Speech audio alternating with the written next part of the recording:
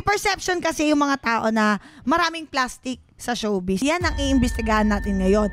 Normal ba talaga ang plastikan sa showbiz? 1988 pa ako nagsisimula mag-interview ng mga artista. So, kabisado ko na sila kung kailan sila nagsasabi ng totoo at namamlastic. Yung pagpapaka-plastic, normal yan. Lahat tayo.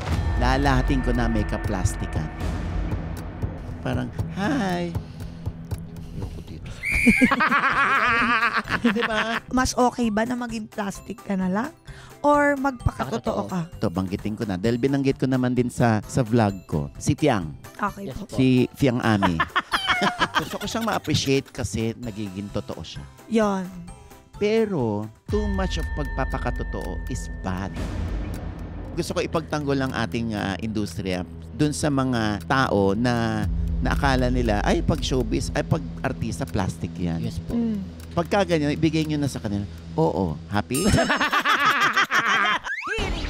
Podcast pa! Your Honor! Nabanggit niyo po si Nanay Christy, siya po yung dahilan kung bakit po ako nagkakatrabaho. Baka naman ginagamit mo lang siya. Ay, hindi po. Hindi, baka ginagamit mo lang si Christy para, nako, anak-anakan pala ni Ate Christy to, hindi ko na to babanatan. Ay, hindi po. Hindi, nahuli ka, tinan mo, ikaw mismo, umaming ka na Hindi po.